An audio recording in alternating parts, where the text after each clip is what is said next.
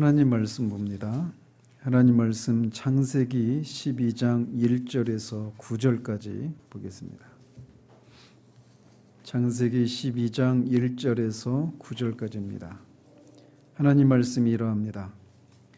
여호와께서 아브라함에게 이르시되 너는 너의 고향과 친척과 아버지의 집을 떠나 내가 네게 보여줄 땅으로 가라. 내가 너로 큰 민족을 이루고 내게 복을 주어 내 이름을 창대하게 하리니 너는 복이 될지라.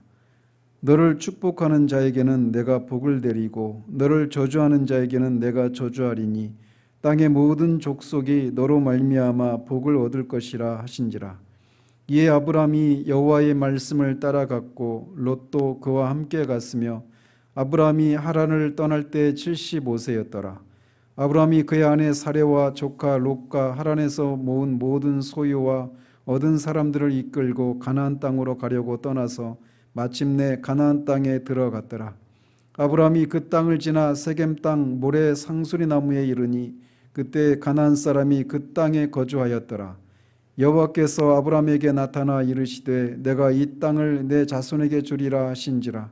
자기에게 나타나신 여호와께 그가 그곳에서 제단을 쌓고 거기서 베델 동쪽 산으로 옮겨 장막을 치니 서쪽은 베델이요 동쪽은 아이라. 그가 그곳에서 여호와께 제단을 쌓고 여호와의 이름을 부르더니 점점 남방으로 옮겨갔더라. 아멘.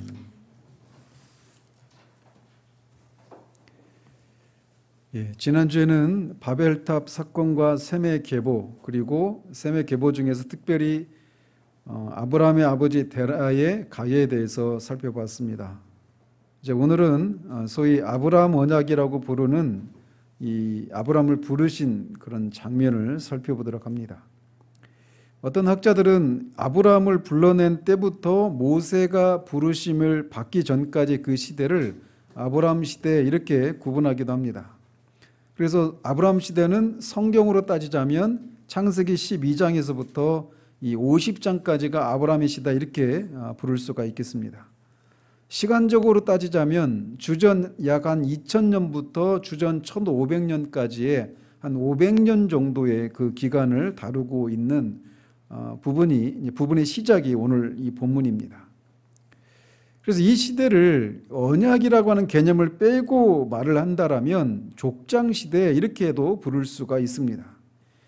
아브라함과 이삭과 야곱의 이 12아들들은 이제 이스라엘 민족을 형성할 일종의 국부들이 되는데 이 이스라엘 민족의 이 족장들을 통해서 이스라엘이라고 하는 나라 민족이 형성되는 기간이 이 시기라고 할 수가 있겠습니다. 따라서 이제 창세기의 1차 회중인 이스라엘 백성들이 이 얘기를 들었을 때 우리의 조상 아브라함 우리가 왜 어떻게 어떤 과정을 통해 애굽에 왔다가 이제 그 홍해를 건너서 가나안 땅으로 가게 되는지 그 기원이 어디서부터 시작됐는지 이런 것을 이제 직접 듣게 되는 그런 듣기 시작하고 있는 것이죠. 그래서 이 아브라함의 소명 사건은 구속사에 있어서 매우 중요한 분기점이라고 할 수가 있습니다. 하나님 나라를 건설하기 위해서 하나님이 창조하셨고 타락한 사람들을 구속해서 하나님의 백성을 삼는 이야기, 이게 성경의 전체 이야기인데 이 하나님의 구속사에 있어서 가장 중요한 사건이 있다라면 그리스도의 초림과 재림이라고 할 수 있습니다. 그런데 이 그리스도의 초림과 재림을 제외하고 가장 중요한 사건이 뭐냐라고 묻는다면 바로 아브라함을 불러내서 그에게 그와 언약을 체결한 약속을 해주신 이 사건이라고 할 수 있을 만큼 아브라함을 불러낸 이 사건은 성경에 있어서 하나님의 구속사에 있어서 굉장히 중요한 사건이라고 할 수가 있습니다. 아브라함의 소명 사건이 얼마나 중요한가라고 하는 것은 이 성경 아브라함에 관한 기록이 성경에서 찾아온 분량을 볼 때도 우리가 알 수가 있습니다. 그래서 이 창조로부터 이 아브라함을 불러내기 전까지의 수천 년의 이 원 역사 시대가 창세기 1장부터 11장까지 11장에 걸쳐서 그 아담부터 아브라함까지의 역사를 기록하고 있어요. 그런데 아브라함의 생애에 대해서는 12장에서 25장까지 이어집니다. 이거 훨씬 더 많은 분량을 할애하고 있어요. 그리고 우리가 이제 살펴보겠지만 아브라함 언약의 핵심적인 내용은 아브라함의 후손을 통해서 모든 민족이 복을 얻게 하겠다라고 하는 것입니다. 그런데 이것은 이 아브라함의 후손이 이제 누구냐, 이건 결국 갈라디아서 3장 16절에서 바울이 해석하고 있는 것처럼 우리 주 예수 그리스도를 가리키는 거예요. 그래서 창세기 26장에서 이삭에 대한 이야기가 나오기 시작하는데, 이삭도 아브라함의 후손이죠. 그래서 아브라함의 후손에 대한 첫 후손인 이삭에서부터 말라기까지 구약 전체가 아브라함의 후손에 관한 이야기입니다. 그러니까 이 성경에서 아브라함이 차지하는 이 의의가 굉장히 크다라고 하는 것을 우리가 알 수 있겠죠. 또 물리적인 그런 시간의 길이로 본다라면 아담부터 아브라함까지나 또 아브라함부터 예수님까지 거의 시간이 비슷합니다. 2000년이 조금 넘거나 모자라는 그런 시간 정도로 아담부터 아브라함까지 또 아브라함부터 예수 그리스도까지 거의 시간적으로는 거의 비슷해요. 그렇지만 구속사의 의미로 볼 때 아브라함이 부름받아서 이스라엘 민족이 구성되는 것은 구속사에 있어서 매우 급진전이, 새로운 전환점이 이루어지는 그런 사건이라고 할 수가 있습니다. 따라서 이 아브라함 시대라고 학자들이 분류하고 있는 이 시대는 인류 고대 시대에서 이스라엘 시대로 연결되는 고리 역할을 하는 것이다 라고 말할 수 있습니다. 그리고 실제로 오늘날 이 지구상에 아브라함을 자신들의 조상이라고 부르는 사람들이 인류의 3분의 1이 넘습니다. 그래서 유대인은 당연히 아브라함의 후손이죠. 그래서 아브라함의 후손 중에 이삭의 후손들이에요, 유대인들은. 그에 비해서 이 아랍 사람들은 아브라함의 아들 이스마엘의 후손입니다. 그래서 그 인구가 벌써 이 세상 지금 현재 한 3분의 1 정도가 그렇게 아브라함과 관련된 사람들이란 말이에요. 혈통적으로 말이죠. 뿐만 아니라 종교적으로도 그렇죠. 유대교와 이슬람교와 기독교가 다 아브라함과 연관이 되어 있습니다. 그만큼 아브라함이라고 하는 인물은 성경적으로나 또는 인류의 그런 혈통적으로나 종교적으로 굉장히 중요한 인물이고, 그 인물이 이제 이 하나님의 구속사에서 이제 본격적으로 등장을 하기 시작하는 것이 오늘 본문입니다. 이렇게 오늘날의 인류의 상태를 살펴보아도 아브라함이라고 하는 존재가 가지는 의미는 정말 엄청나다라고 할 수가 있어요. 따라서 아브라함이라고 하는 존재와 그 아브라함과 그가 하나님과 맺은 언약의 내용을 아는 것은 성경 전체를 이해하는 데 있어서 매우 중요합니다. 오늘날 한국교회에서도 아브라함이라고 하면 어떤 하나님께 순종했더니 하나님이 큰 복을 내리셨다, 이런 소재로 아브라함을 많이 언급하는데 아브라함은 그런 정도의 인물이 아닙니다. 나중에 이제 창세기 22장에서도 그런 것들을 살펴보겠지만 말이죠. 지난주에 살핀 대로 아브라함을 부르는 사건은 바벨탑 사건으로 언어와 민족과 나라가 나뉘게 된 후에 그를 불러내서 그를 통해서 천하의 모든 흩어진 민족이 복을 누리겠다라고 약속을 하시는 겁니다. 그래서 결국 그를 통해서 모든 민족을 구원하기 위한 하나님의 새로운 시도라고 할 수가 있어요. 따라서 아브라함 시대는 이어지는 모든 구속사의 초석에 해당이 됩니다. 즉, 이 시대에 이스라엘이라고 하는 국가와 교회라고 하는 신적인 그런 기관이 생기게 된 기초가 바로 이 아브라함의 언약으로부터 출발하는 거예요. 이스라엘이라고 하는 신정국가, 교회라고 하는 이 신적인 기관이 아브라함 언약과 관련이 있어요.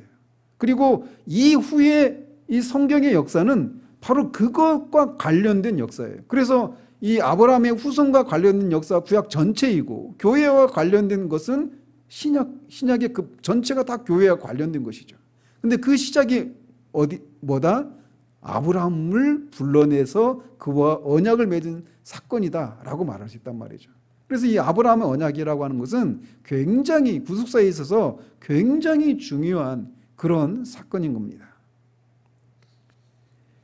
따라서 이 아브라함 이후의 구속사는 말씀드린 것처럼 아브라함에게 하신 약속의 기초에서 그 약속을 성취해 가는 과정이다라고 말할 수 있습니다. 즉 아브라함 이후의 구속사는 이 아브라함과 맺은 언약에 기초하고 있는 겁니다.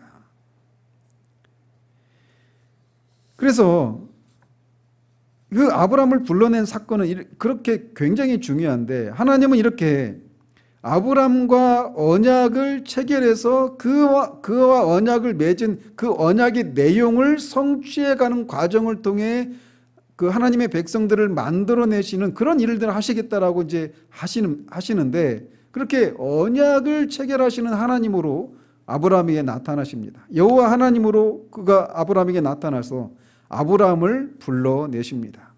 그러면서 아브라함에게 말씀하시기를 너는 너의 고향과 친척과 아버지의 집을 떠나 내가 내게 보여줄 땅으로 가라라고 명령을 하십니다. 데라가 더 이상 가나안으로 가기를 원하지 않았기 때문에 하나님은 아브람만을 자기의 구원의 사역자로 삼으셔서 그를 이제 그곳에서 불러내시는 것입니다. 그래서 먼저 그의 아버지와 친척과 형제들과의 관계를 단절하도록 그를 불러내시는 거예요. 하나님은 아브라함하고만 일하기 위해서 아브라함이 세상적인 관계들을 끊게 하신 것입니다. 이 아브라함이 머물고 있었던 갈대아 우르는 여호수아가 말하고 있듯이 우상 숭배가 가득했던 땅이었습니다.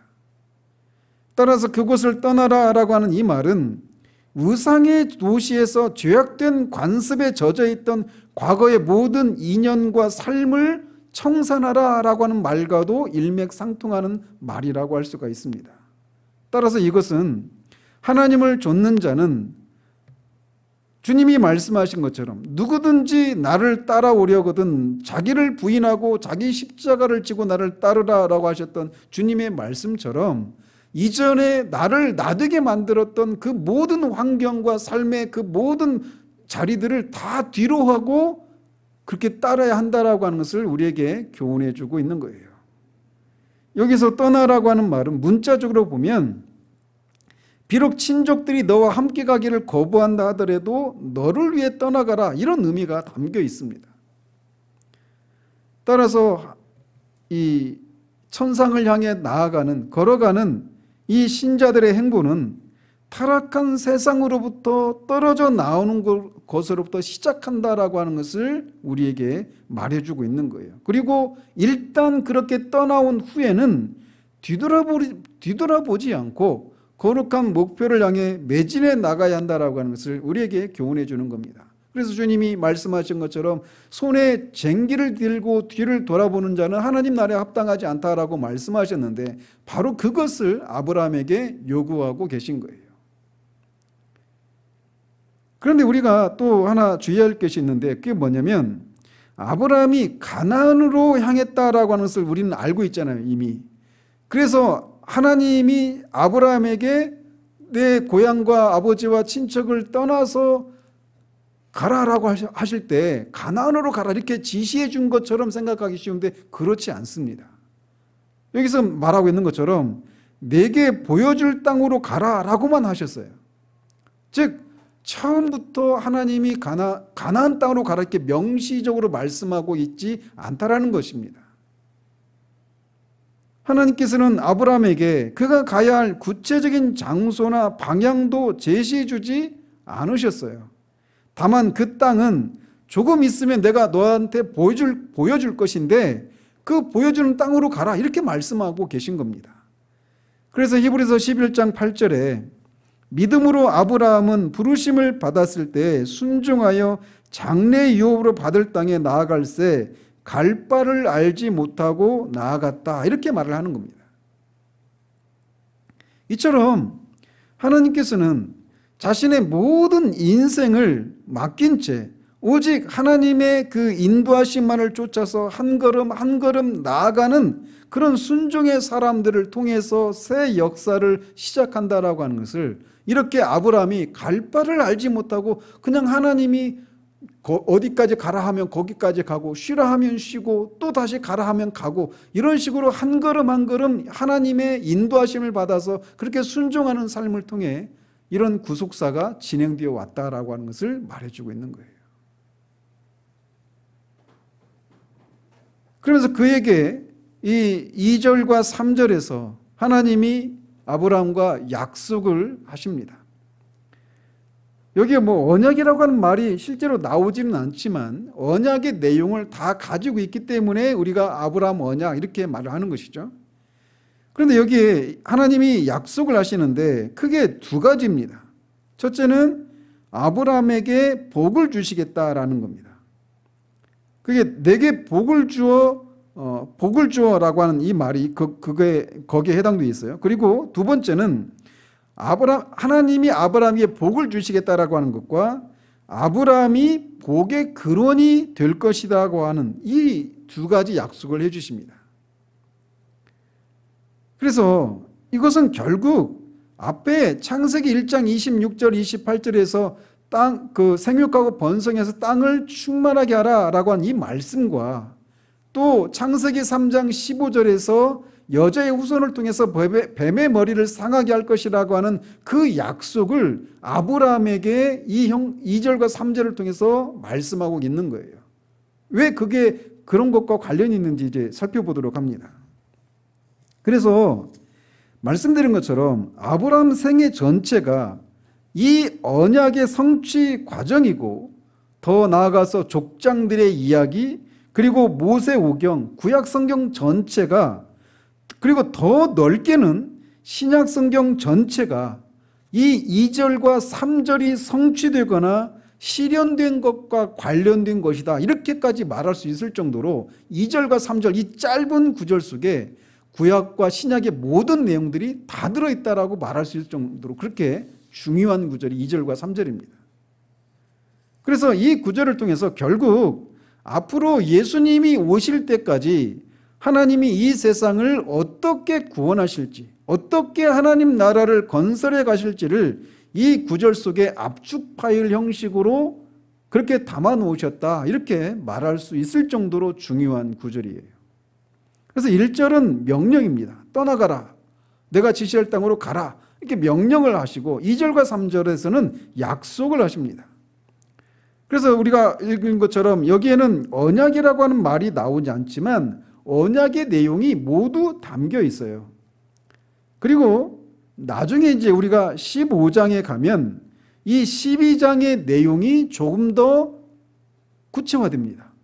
그리고 그리고 거기서 15장에서 이제 언약식을 체결하는 장면이 나와요. 여기서는 그냥 언약 약속만 해주시잖아요. 그런데 15장에 가면 언약식을 체결하는 장면이 나옵니다.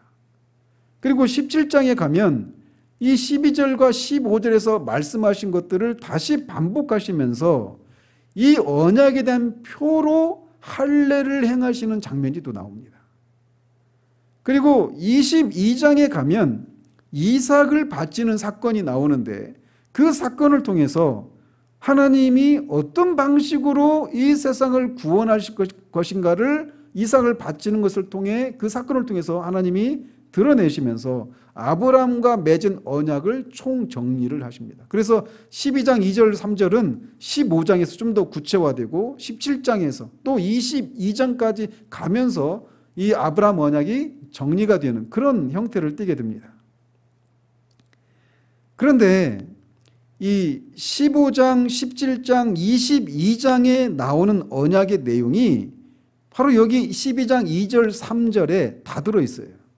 그리고 나머지 장들에서는 이 2절, 3절에서 말한 것들을 풀어내는 것이라고 말할 수가 있습니다. 자, 그런데 우리가 2절, 3절을 보면 이 짧은 구절 속에 복이라고 하는 말이 5번이나 나옵니다. 이것은 앞에 창세기 3장에서부터 인간의 타락 바벨탑으로부터 11장의 이 바벨탑 사건을 통해서 하나님이 심판하시는 이런 분위기를 완전히 뒤집는 그런 분위기의 반전이 이루어지고 있다라고 말할 수 있습니다. 즉 3장에서 11장까지 전체적인 흐름은 아담의 타락으로 인해서 하나님께서 저주를 내리신 후에 인간은 계속해서 죄를 짓고 그 죄가 점점 확대되는 양상을 띠고 있었습니다. 그리고 그것에 대해서 하나님이 노아 홍수를 통해서 또 바벨탑 사건 언어를 혼잡하게 하시는 것을 통해 심판을 내리시죠. 물론 그 와중에도 아벨을, 셋을, 또 셈을, 노아를 이렇게 불러내시는 것을 통해 구원의 역사를 하고 이루고 가고 계시지만 심판의 분위기가 훨씬 더 큰 것이 3장에서 11장까지의 분위기였어요. 그런데 여기서 12장 2절, 3절 이 두 절 속에서 복이라고 하는 단어가 5번이나 나오는 것을 통해서 앞에까지 흘렀던 그런 분위기를 반전시키는 그런 어떤 일들을 하시고자 하시는 것을 드러내고 계신 것입니다. 즉 하나님은 인간에게 생육하고 번성하고 땅에 충만해서 땅을 정복하라고 하는 말씀을 창세기 1장 26절에서 28절에서 말씀하셨죠. 그리고 또 여자의 후손을 보내시겠다라고 창세기 3장 15절에서 말씀하셨는데 그 두 가지 일을 아브라함을 통해서 본격적으로 하시겠다라고 하는 것이 이 아브라함에게 주신 언약이 가지고 있는 의의라고 할 수 있어요. 그래서 이 두 구절에서 이 6가지를 말씀하고 있는데 이것을 다시 크게 두 가지로 나눌 수 있습니다. 그래서 이 앞에서도 말씀드린 것처럼 하나는 하나님이 아브라함에게 복을 주시겠다라고 하는 것이고 또 다른 하나는 아브라함을 통해서 다른 사람을 복을 받게 하겠다. 아브라함이 복의 근원이 되게 하겠다. 이 얘기입니다. 그래서 내가 너로 큰 민족을 이루고 내게 복을 주어 내 이름을 창대하게 하리니 너는 복이 될지라 이렇게 말씀하시죠. 그래서 2절 보면 내게 복을 주겠다라고 하는 것을 그 사이에 두고 하나님이 두 가지를 약속하시죠. 하나는 뭐냐면 너로 큰 민족을 이루게 하겠다. 그리고 네 이름을 창대하게 하겠다. 다른 얘기를 하면 너에게 큰 이름을 주겠다. 이겁니다. 큰 민족을 이루게 하겠다. 큰 이름을 주겠다. 이 두 가지를 말씀하셔요. 그것을 위해서 하나님이 어떻게 하신다? 너에게 복을 주겠다. 이렇게 말씀하시는 거예요. 그래서 하나님이 아브라함에게 복을 주셔서 두 가지를 이루게 하시겠다는 겁니다. 큰 민족을 이루게 하겠다는 것과 큰 이름을 주겠다는 거예요.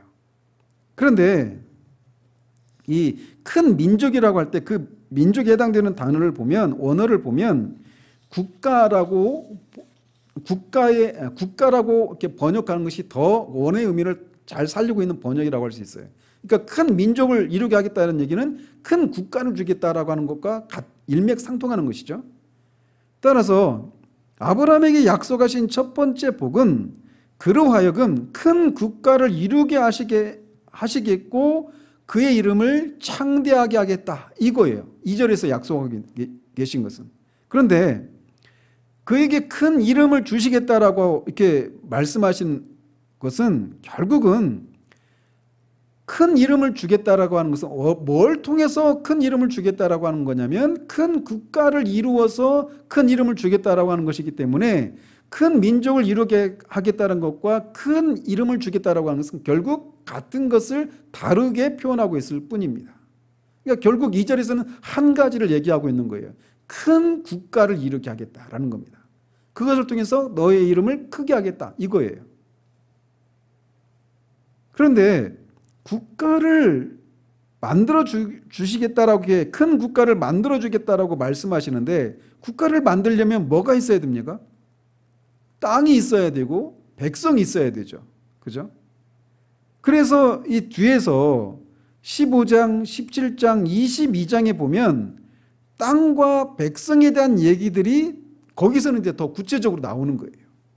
하늘의 별처럼 바다의 모래처럼 그렇게 많은 너의 후손을 주겠다. 즉 그렇게 큰 백성들을 너에게 주겠다. 이렇게 말씀하시는 거예요.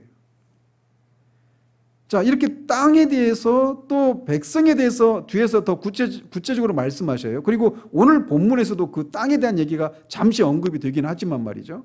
근데 그리고 국가를 이루기 위해서는 또 뭐가 있어야 돼요? 주권이 있어야 되죠. 주권. 그죠? 그래서 땅과 이 12장에서는 큰 국가를 이루게 하겠다라고 약속하시고 15장, 17장, 22장에서는 큰 백성 그리고 땅에 대한 약속을 더 구체적으로 말씀하셔요. 그리고 주권에 대해서는 이 하나님이 아브라함에게 땅과 백성은 약속하셨는데 그 나라의 주권이 누구냐라고 할 때 그 주권자는 바로 하나님이십니다. 그래서 뒤에 이제 17장에 보면 하나님은 이렇게 세우신 국가에 아브라함을 통해서 이루신 아브라함을 통해서 세우게 된 그 국가에 하나님이 되시겠다라고 하는 말씀을 하십니다. 17절에서. 17장에서. 즉 하나님이 이 나라의 이 국가의 왕이 되시겠다라는 거예요. 그래서 결국 하나님이 왕이 되시고 그 안에 하나님의 그 백성과 땅이 있으니까 그 나라는 결국 뭐예요? 하나님의 나라가 되는 거죠. 그죠? 결국 하나님이 왕이 되셔서 다스리는 국가, 그러니까 이런 국가를 어떤 정치 형태를 가지고 말한다면 이런 국가를 뭐라고 말합니까? 신정국가 이렇게 부르는 거예요. 그러니까 결국은 2절에서 말하고 있는 것은 하나님이 왕이 되셔서 다스리는 신정국가를 세우겠다. 누구를 통해서? 아브라함을 통해서 하시겠다라고 2절에서 말씀하고 계신 거예요.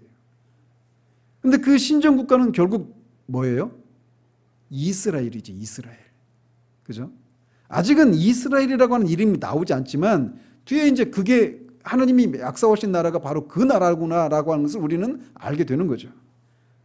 그리고 그들과 언약을 체결하시는데 언약의 핵심은 모든 언약의 핵심은 뭐냐면 하나님은 그들의 하나님이 되고 그들은 하나님의 백성이 되는 거예요. 그런데 하나님의 백성들에게는 어떤 이름이 주어집니까? 누구의 이름이 주어져요? 하나님의 이름이 주어지는 거죠. 하나님의 백성들에게는 하나님의 이름이 주어지는 거예요. 따라서 결국 하나님의 백성들에게 주어지는 하나님의 이름 때문에 큰 이름을 주신다라고 하는 것이 바로 이것을 의미하는 거예요. 그러니까 내가 너로 하여금 큰 민족을 이루고 내 이름을 창대하게 하겠다. 큰 이름을 주겠다 말씀하셨는데 그 이름이 창대하게 된 그 원인이 뭐냐면 그 나라가 어떤 나라? 하나님이 왕이신 신정국가이고 그 백성들인 이스라엘 사람들은 하나님의 이름으로 불려지는 백성들이기 때문에 그들의 이름이 큰 이름을 가진 백성이다. 이렇게 말하고 있는 거예요. 그래서 앞에서 말씀드린 것처럼 큰 민족을 이루게 하겠다라고 하는 것과 내 이름을 창대하게 하겠다라고 하는 것이 같은 것을 다른 측면에서 바라보고 말하는 것이다라고 말씀을 드리는 것입니다. 즉 아브라함의 후손을 통해서 하나님이 왕으로 다스리시는 신정국가를 이루어서 그 백성들로 하여금 하나님의 이름으로 일컬어지는 백성이 되게 하겠다라고 하는 것이 2절의 내용이라는 거예요. 그리고 그것을 이제 더 구체적으로 확장해서 이제 15장, 17장, 22장에서 그것을 더 확대해서 이제 풀어내고 있는 것이죠. 그래서 이렇게 2절에서는 아브라함의 후손을 통해서 신정국가를 만드시겠다라고 하는 것이 첫 번째 약속입니다. 그리고 이어서 3절에서 하나님은 너는 복이 될지라 이렇게 말씀하셔요. 즉 아브라함이 복의 근원이 될 것을 약속하십니다. 그래서 너는 복이 될지라 너를 축복하는 자에게는 내가 복을 내리고 너를 저주하는 자에게는 내가 저주하리니 땅의 모든 족속이 너로 말미암아 복을 얻을 것이라 이렇게 3절에서 말씀하셔요. 여기서 너를 축복하는 자에게는 너는 누굽니까? 아브라함이죠. 그죠? 너를 축복하는 자에게는 내가 복을 내리고 너를 저주하는 자에게는 내가 저주하리니라고 하는 말씀은 너는 복이 될지라고 하는 말씀을 설명하고 있는 거예요. 그러니까 너는 복이 될지라 이 말이 결국 이거라는 겁니다. 너를 축복하는 자에게는 복을 내리고 너를 저주하는 자에게는 저주를 내릴 것이다. 이 말이 바로 너는 복이 될지라라고 하는 말씀이라는 거예요. 그래서 이 말씀은 결국 뭐냐면 아브라함을 어떻게 대하느냐에 따라서 어떤 사람이 복을 누릴 수도 있고 복을 누리지 못하고 저주를 받을 수도 있다. 이렇게 말을 하고 있는 거예요. 이건 굉장히 중요한 얘기죠. 그죠? 그러시면서 땅의 모든 족속이 너로 말미암아 복을 얻을 것이라라고 말씀하셔요. 그래서 결국은 땅의 모든 족속이 아브라함을 축복하면 복을 받고 아브라함을 저주하면 저주를 받을 것이다라고 말씀하시는 거예요. 그러면서 이 말씀은 앞에 10장 11장에서 천하의 모든 족속이 여러 민족과 국가와 방언으로 나누어지게 되었는데 이제 아브라함을 통해서 그것을 뒤집으시겠다라고 하시는 거예요. 그러면서 보면 여기에서는 이 12장에서는 이 언약을 누구와만 맺습니까? 아브라함과만 맺죠. 아직은 아브라함에게 자식이 없었을 때니까. 그래서 아브라함과만 맺지만 뒤에 가면 이 언약이 아브라함의 후손과도 맺으신다고 하십니다. 그래서 결국 이 너를 축복하는 자에게 복을 내리고 너를 저주하는 자에게 저주를 내린다. 이 얘기는 결국 어디까지 확대되느냐면 아브라함에게만 해당되는 것이 아니라 아브라함의 후손을 어떻게 축복하느냐 저주하느냐에 따라서 그 사람이 복을 누리고 저주를 받게 된다. 이렇게 말씀하시는 거예요. 그럼 아브라함의 후손이 누구냐라고 할 때 앞에서도 말씀드린 것처럼 갈라디아서 3장 16절에서 여러 자손을 가리켜서 말하지 않고 하나, 이어서 후손이라고 할 때 그 씨가 단수거든요. 그게 누구냐라고 할 때 사도 바울은 갈라디아서 3장 16절에서 누구라고 말하고 있어요? 예수 그리스도라고 말하고 있는 거예요. 그러니까 결국은 아브라함의 후손, 즉 예수 그리스도를 축복하면 복을 누리고 예수 그리스도를 저주하면 저주를 받는다. 이렇게 해석할 수 있는 거란 말이죠. 그러니까 결국은 보십시오. 그렇게 해서 땅의 모든 족속들이 복을 받을 것이라는 거예요. 그러니까 아브라함의 후손을 축복해서 복을 누리게 될 것이라는 거예요. 땅의 모든 족속이. 유대인만이 아니라 땅의 모든 족속, 유대인과 이방인 모든 족속이 그렇게 복을 누리게 될 것이라는 것입니다. 그러면 그렇게 아브라함의 후손인 예수 그리스도를 축복해서 복을 누린 사람들, 유대인과 이방인으로 구성된 그 모든 사람들의 모임이 뭡니까? 교회잖아요. 그죠? 그러니까 3절은 결국 뭐에 대해서 말씀하고 있는 거냐면 교회라고 하는 용어는 하나도 나오지 않죠.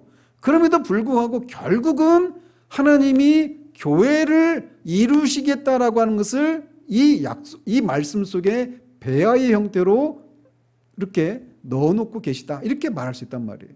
그러니까 2절에서는 뭘 약속했어요? 신정국가를 이루게 하겠다라고 하는 것이고 3절은 결국 뭘 이루시겠다라는 겁니까? 교회를 세우시겠다라고 약속하시는 거예요. 누구를 통해? 아브라함의 후손을 통해서. 그래서 마태복음에 아브라함과 다윗의 후손 예수 그리스도의 계보라 이렇게 말씀하잖아요. 그죠? 그래서 아브라함의 후손이에요, 예수님이. 그리고 예수님이 십자가에서 그 모든 일들을 다 이루셨죠. 죽으심을 통해서 하나님과 화해하시고 그 하나님의 백성들이 용서받을 수 있는 길을 만들어 놓으셨어요. 그리고 나서 마태복음 맨 마지막에 하나님이 제자들에게 내리신 명령이 있죠. 뭐예요? 아버지와 아들과 성령 이름으로 세례를 주라. 어디에서? 어디에? 누구에게?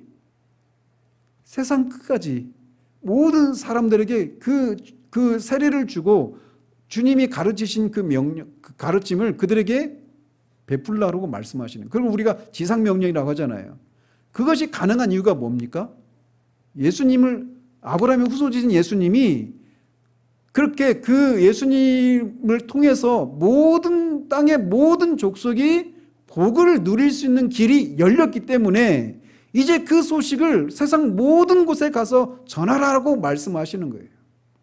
그러니까 12장 2절 3절에서 말하고 있는 것이 언제 성취되기 시작했어요? 마태복음 28장에서 그게 아브라함의 그 약속이 성취가 된 거예요. 예수 그리스도를 통해서. 그래서 그 성취된 것을 이제 전해서 그것을 실현하는 일들을 하라고 교회에게 그런 명령을 주시는 것이죠. 그래서 이 아브라함의 언약 2절 3절이 신약까지 다 연결되어 있는 거예요. 따라서 아브라함 언약의 내용은 말씀드린 것처럼 2절에서는 아브라함에게 큰 국가, 즉 신정국가를 만들어 주시겠다라고 약속하고 있는 거고, 3절에서는 아브라함을 통해서, 특별히 아브라함의 후손을 통해서 땅의 모든 족속이 복을 얻게 하겠다라고 하는 것을 통해 땅의 모든 족속 가운데 복을 얻게 되는 교회를 건설하겠다라고 하는 두 가지 약속을 해주시고 있는 거예요. 신정국가 이스라엘에 대한 약속, 교회에 대한 약속. 이스라엘 국가와 교회 형성에 대한 약속이 아브라함 언약의 두 가지 내용입니다. 그래서 앞에서 아브라함 언약이 이후에 구속의 모든 기초가 된다고 했던 이유가 바로 여기에 있는 거예요. 첫 번째 약속은 이 신정국가를 이루게 하겠다라고 하는 이 약속은 창세기 12장에서 어디까지 하는 걸까요? 말라기까지예요. 그리고 두 번째 약속, 교회와 관련된 약속은 신약 전체입니다. 그래서 이 아브라함 언약이 그냥 이 12장 이후의 구약의 모든 것과 이후의 신약 그 모든 것이 어떻게 성취되고 실현되었는가라고 하는, 어떻게 성취해 가시는가, 그리고 어떻게 실현되었는가, 이 얘기예요. 그러니까 굉장히 중요한 사건이 약속이 담겨져 있는 것이죠. 자, 이런 약속을 하시고 그 약속을 했을 때 아브라함은 여호와의 말씀을 따라 갔고 하란의 아들인 롯, 조카 롯도 그와 함께 갔고, 그때 아브라함이 하란을 떠날 때 나이가 75세였다라고 말을 합니다. 아브라함은 여호와의 말씀을 그의 행동의 근거로 삼아서 그 명령에 전적으로 자신의 의지를 그렇게 복종시켰던 겁니다. 즉 진정한 신앙은 머릿속에서만 그냥 마음으로만 결단하는 것이 아니라 실제로 하나님의 말씀에 의지해서 발걸음을 내딛는 행동이라는 거예요. 그러니까 신앙은 그냥 관념의 세계에 머물러 있는 것이 아니라는 것이죠. 그가 실제로 이 모든 가족들, 그 사람들과 재산을 모아서 실제로 떠난 거예요. 몇 살에? 75세.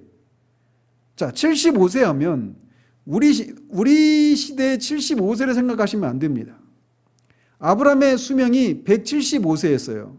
그러니까 이때로부터 100년을 더 사는 거예요.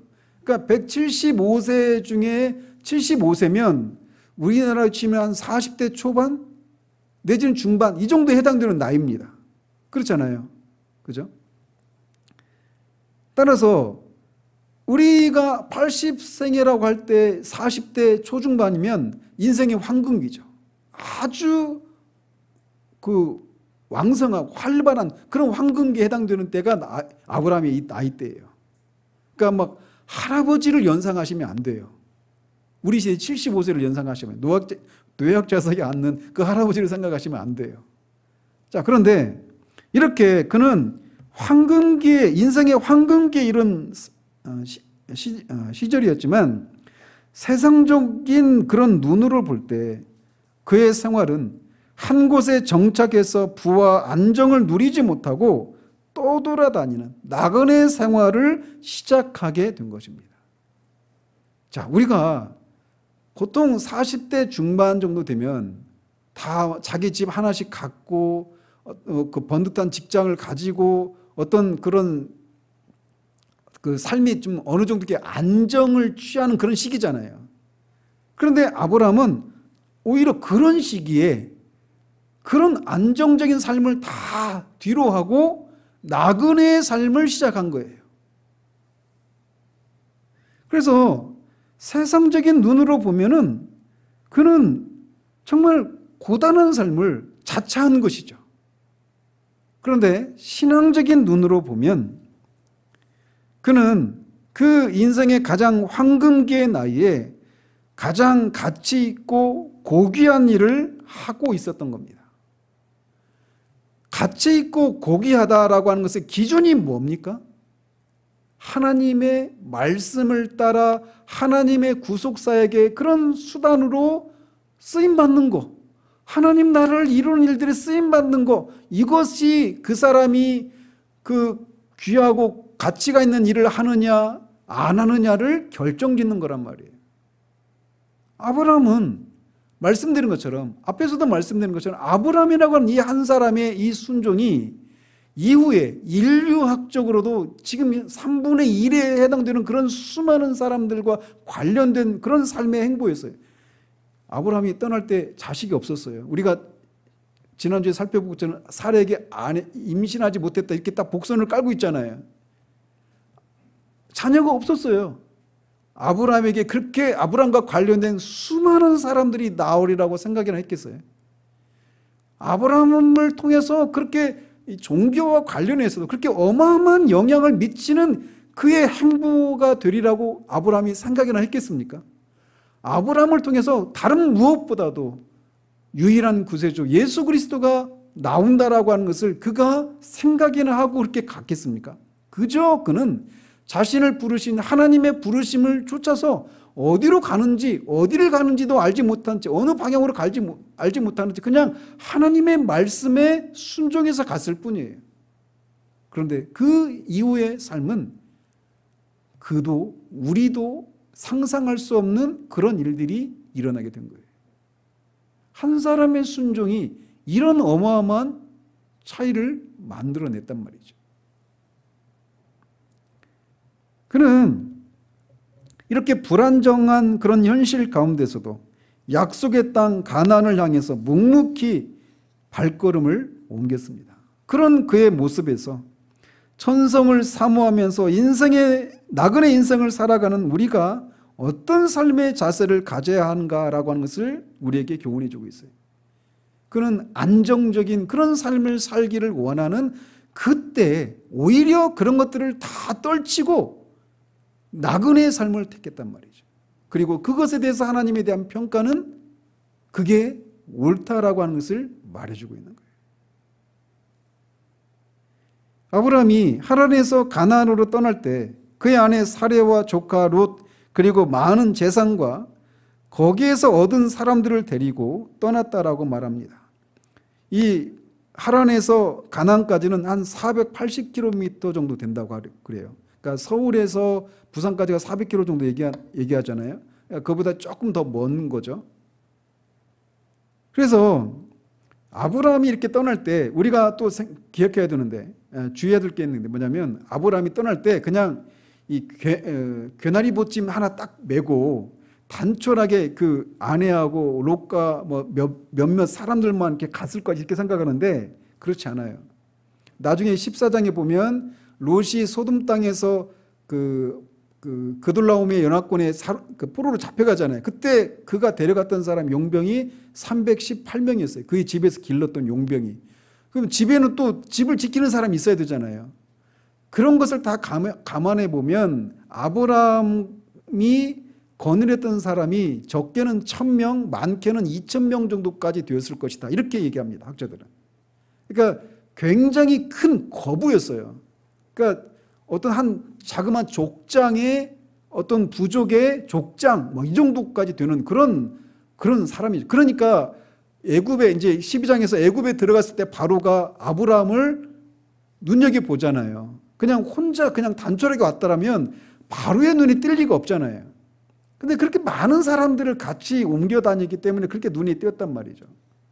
그런데 이렇게 굉장히 많은 사람들을 데리고 미지의 땅으로 가는 길은 결코 쉽지 않은 길이었을 것입니다.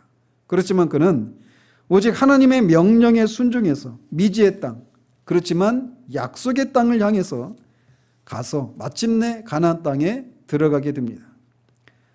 그리고 그가 처음 도착한 땅은 세겜 땅 모래 상수리 나무라고 말을 하는데 그 땅에는 이미 가나안 사람들이 살고 있었다라고 말하고 있습니다. 이 모래라고 하는 것은 사람의 이름이거나 아니면 어떤 지명으로 이렇게 추정이 되는데 거기에 이미 가나안 사람이 살고 있었다라고 말하고 있어요. 근데 우리가 앞에 10장 6절에 보면 가나안은 누구의 아들입니까? 셈과 야벳과 함 중에 함의 아들이에요. 함의 넷째 아들이 가나안이에요. 그러니까 가나안은 함의 넷째 아들로서 아브라함은 셈의 후손이에요. 그래서 인종적으로나 종교적으로 융합될 수 없는 적대 관계에 있는 사람들이라고 할 수 있어요. 그런데 아브라함에게는 이 가나안이 약속의 땅인데 바로 그곳에 그 약속의 땅에 적대 관계인 가나안 사람들이 살고 있었다라고 말하고 있어요. 이것은 결국 뭘 우리에게 암시해 주고 있느냐면 이 가나안에서의 아브라함의 삶이 결코 호락호락하지 않고 녹록지 않을 것이다. 고난과 역경이 있을 것이다 라고 하는 것을 말해주고 있는 겁니다. 즉 아브라함은 하나님의 부름에 순종해서 가나안으로 이주했지만 그 앞에 꽃길이 펼쳐져 있는 것이 아니라 적대 관계라고 할 수 있는 가나안 사람들이 이미 살고 있어서 그가 그곳에서 역경과 고난의 삶을 살게 될 것을 그 땅에 가나안 땅에 사람들이 살고 있었다 이 말을 통해 그 사실들을 암시해 주고 있단 말이죠. 그래서 실제로 뒤에 이제 8절과 9절에 보면 아브라함이 세겜 땅 거기에 처음 도착했는데 거기에서 계속 베델 동쪽으로 이렇게 옮겨가잖아요. 그리고 점점 남방으로 내려가잖아요. 그 얘기는 뭐냐? 가나안 사람들이 거기 살고 있으니까 아브라함이 마음대로 그냥 나 여기 살래 하고 빈 땅에 그냥 텅 빈 땅에 그냥 텐트 치고 자기 여긴 내 땅 이렇게 살 수가 없었다라는 거예요. 자기 거처를 가나안 사람들 때문에 거처조차도 자기 마음대로 할 수 없는 그런 삶이었다라고 하는 것을 우리 이제 말해주고 있는 것이죠. 따라서 분명히 아브라함이 하나님의 부르심에 그 모든 안락한 안정적이고 안락한 삶을 다 뒤로하고 그렇게 순탄치 않은 그런 미지의 그런 삶을 향해서 나그네 길을 떠났단 말이에요. 그건 믿음의 순종의 행위잖아요. 그러면 우리가 생각하는 것처럼 그렇게 믿음으로 행했으면 그 아브라함 앞에 꽃길이 열려야 되잖아요. 그런데 그렇지 않다라는 겁니다. 우리가 많은 사람들이 예수를 믿으면 하나님을 믿으면 이 세상에서 자녀도 잘 되고 장수하고 건강의 복을 누리고 많은 어떤 꽃길이 열린다라고 하는 생각들을 가지고 있다가 어떤 고난을 당하면 사람들이 다 팽개쳐버리는 일들이 바로 이 지점이란 말이죠. 믿음으로 순종했으면 하나님이 어떤 반대급부로 나에게 어떤 내가 바라는 것을 주셔야 되지 않는가 이런 생각을 가지고 있단 말이에요. 그런데 그렇지 않아요. 여기서 우리는 믿음의 행보를 옮기는 자의 앞길이 그렇게 순탄치만은 않다라고 하는 사실을 교훈받게 되는 겁니다. 따라서 보이지 않는 주님의 나라에 대한 확실한 소망을 가진 자만이 이 역경을 헤쳐나갈 수 있는 거예요. 그래서 이 고난이라고 하는 것은 결국 그 사람의 신앙의 진위를 테스트하는 그런 것이다라고 말할 수가 있는 거예요. 아브라함이 간 땅은 텅 빈 땅이 아니었고 가나안 원주민이 이미 살고 있었습니다. 그래서 그는 이곳저곳 옮겨 다녀야만 했는데 그런 그에게 여호와께서 나타나서 내가 이 땅을 내 자손에게 주리라 라고 말씀하십니다. 얼마나 시의적절한 말씀이십니까? 뒤에도 보면 아브라함에게 하나님이 몇 차례 더 나타나셔서 말씀해 주시거든요. 근데 그때마다 항상 아브라함이 처한 그 심리적이고 영적인 상황에 적실한 그런 말씀을 하셔요. 하나님이 우리에게 말씀하실 때는 항상 그렇게 우리에게 말씀으로 다가오시는 것입니다. 그러면서 내가 이 땅을 네 자손에게 주리라 이것은 뒤에 15장 17장에서 좀 더 구체적으로 말씀해 주십니다.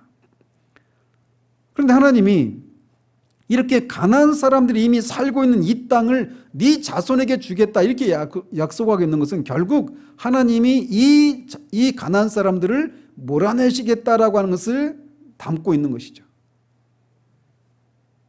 그래서 이렇게 가나안 원주민들로 인해서 어느 한 곳에서도 발붙일 만큼의 기업조차 얻지 못한 삶을 살았다라고 스데반 집사가 그렇게 설교를 하는 거예요.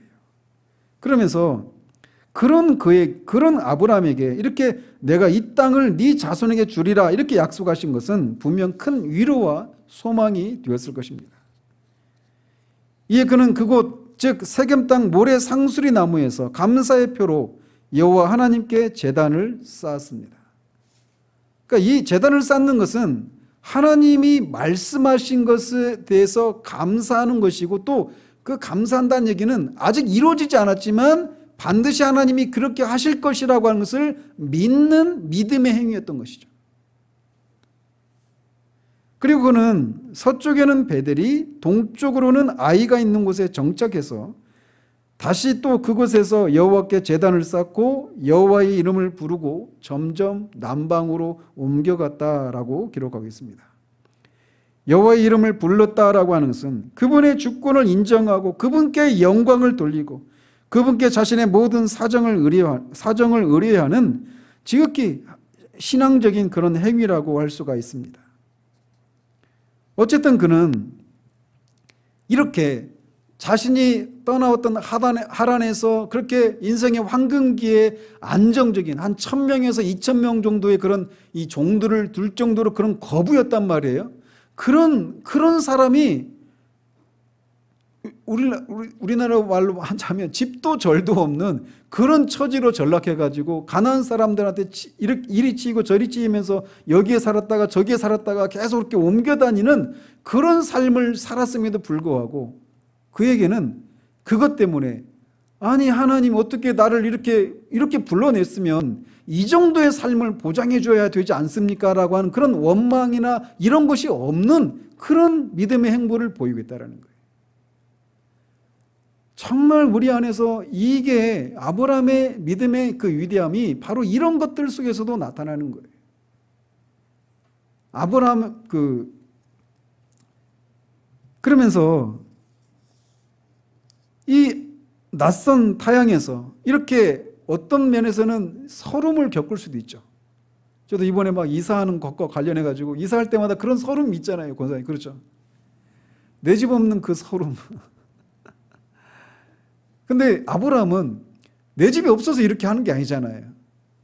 충분히 그렇게 살 수도 있는 그런 사람임에도 불구하고 하나님의 그 부르심을 받아서 그렇게 나왔는데 정말 그렇게 장막 생활을 해야 되는, 그리고 계속 보면은 계속 옮겨 다니는 삶입니다. 아브라함의 삶이라고 하는 게. 그리고 아브라함만 그렇습니까?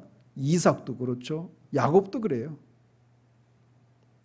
야곱이 15살 될 때까지 아브라함이 살거든요.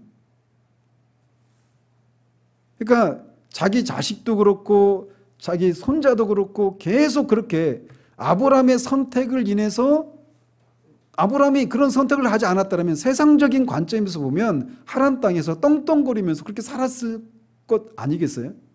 그런데 자기의 선택 때문에 자식도 그렇고 손자까지 그렇게 옮겨 다니는 삶을 살아야 됐단 말이에요. 그런데 그 이후의 삶을, 아브라함의 행적을 우리가 돌아보면 하나님을 향해서 원망하거나 이런 게 안 나타나요. 물론 하갈을 아내로 취해서 이스마엘을 낳는 과정 속에 자신의 선택에 대해서 후회하는 것이 아니라 하나님이 약속하신 그 씨를 얻기 위해서는 이런 방법으로라도 해야 되는구나 하면서 하나님의 방법이 아닌 것을 취한 그런 것은 있지만, 그 안에서 어떤 자신의 선택에 대해서 또는 그런 자신을 이렇게 다루시는 하나님에 대해서 어떤 원망하고 불평하고 이런 모습은 찾아볼 수가 없어요. 그럼 우리는 얼마나 쉽게 하나님이 우리를 다루시는 것에 있어서 원망과 불평을 쏟아냅니까? 내가 많은 걸 원하지도 않았고 그냥 뭐 큰 것 바라지도 않는데 그냥 이 정도는 그래도 해주셔야지, 이런 게 우리 안에 있잖아요. 막 그 씁쓸함이 있죠. 그 우울함. 근데 아브라함에서 그런 모습이 안 보여요. 이게 우리가 바라봐야 될, 본받아야 될 그런 지점이라고 할 수가 있겠습니다. 우리도 아브라함처럼 하나님이 아닌 우상을 섬기던 데에서 하나님의 부르심을 받아서 나선 사람들입니다. 우리가 이 길에 들어섰을 때 이 길을 우리가 결심을 하고 나섰지만 결국 먼저 우리를 불러내셨기 때문에 우리가 이 길을 나설 수 있었던 것 아니겠어요? 근데 이 길을 나섰을 때 우리는 우리 안에서 어떤 그림들이 있습니다. 다 하나님이 나를 뭐 돈 많이 버는 장로로 삼아주시기를, 교회 헌금 많이 하는 권사가 되게 하시기를, 아마 청년 때 이런 생각 가지신 분들이 분명히 있었을 거예요. 근데 우리의 삶이 그런 분도 있지만 그렇지 않은 분도 있어요. 대부분 그렇지 않은 경우들이 많아요. 그럼에도 불구하고 그럴 때마다 우리가 우리의 부르심에 대해서 후회하거나 자기 연민에 빠지고 자꾸 손에 쟁기를 쥐고 자꾸 뒤를 돌아보는 그런 모습을 보일 때가 많이 있어요. 그러나 그것은 주님이 말씀처럼 하나님 나라에 합당한 모습이 아닙니다. 우리는 뒤를 돌아볼 것이 아니라 앞을 바라봐야 합니다. 가나안 땅을, 그가 가나안 땅을 향해 갔고 또 애굽으로 갔을 때도 다시 또 가나안 땅을 또 향해서 옵니다. 그에게 가나안 땅, 이 가나안 땅은 결국은 천국에 대한 그런 예표잖아요. 그래서 이 가나안 땅이 항상 그의 이 어떤 나침반과 같은 그런 역할을 했어요. 그래서 뒤에 히브리서 11장에서 그들은 그 땅에 그런 소망을 두지 않고 영원한 그 본향, 하늘에 있는 도성, 하나님 아버지에게 계신 그 본향을 찾아 떠나는 나그네 삶을 살았다라고 말을 하고 있는 거예요. 우리에게도 그런 삶의 모습이, 신앙의 모습이 있어야 됩니다. 막 불쑥불쑥 우리의 부르심을 후회하는, 또는 후회는 아니라 하더라도 그래도 이 정도는 해주셔야지 않습니까? 라고 하는 그런 원망과 불평이 쏟아질 때마다 우리는 고개를 흔들고, 아닙니다, 주님. 주님이 나에게 영원한 도성, 본향을 허락해 주셨고 나는 결국 그곳을 향해 가고 있는 사람입니다. 나에게 믿음을 더 주셔서 이런 것을 인해서 자기 연민에 빠지지 않고 하나님의 방법이 아닌 다른 방법을 취하지 않을 수 있도록 우리의 믿음을 더 강하게 해주시기를 구하면서 그렇게 그 길을 한 걸음 한 걸음 나가야 되는 거예요. 그런 과정 속에 우리 영혼에는 많은 상처도 있을 것이고 아픔도 있을 것입니다. 그러나 그런 것들을 있음에도 불구하고 믿음으로 행해 나가고 그런 과정 속에 흘렸던 눈물이 결국 우리 머리에 씌워질 그 영광의 면류관을 장식하는 보석들이 될 것입니다. 기도하겠습니다. 하나님 아버지, 아브라함이 하나님의 부르심을 받아서 그렇게 안정적인 삶을 뒤로하고 나그네 삶을 떠나는, 그리고 떠났음에도 불구하고 거기서 기다리고 있는 것은 꽃길이 아닌 또다시 여기저기 옮겨 다녀야만 하는, 자신만 그런 것이 아니라 자기 자식들까지도 손자들까지도 그런 삶을 살아야 되는, 그 삶을 살아가는 그 모습들을 살펴보았습니다. 하나님은 아브라함에게 두 가지 약속을 해주셨습니다.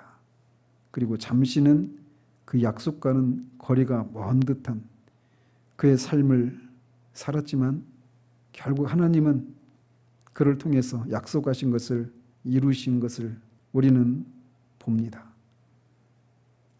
그가 그 약속을 붙들고 자신이 마음속에 생각했던 그런 삶이 아닌 그런 삶을 살았음에도 불구하고 원망과 불평을 쏟아내지 않고 그 길을 믿음으로 그렇게 한 걸음 한 걸음 나아갔던 것처럼 우리도 주님이 계신 그곳을 향해 걸어 나갈 때에 정말 그렇게 믿음으로 한 걸음 한 걸음 순종의 발걸음을 헤쳐나가는 우리들 될 수 있도록 주님 우리를 붙들어 주시기를 원합니다. 그래서 정말 마침내 주님이 계신 곳에 도달했을 때 우리가 그렇게 믿음의 행보를 통해서 행보를 행하며 흘렸던 그 눈물이, 그 믿음의 눈물이 우리의 머리에 씌워줄 그 영광의 면류관을 장식하는 보석으로 장식될 것을 바라보며 그렇게 하루하루를 살아가는 우리들 될 수 있도록 도우시기를 원합니다. 예수 그리스도 이름으로 기도합니다. 아멘.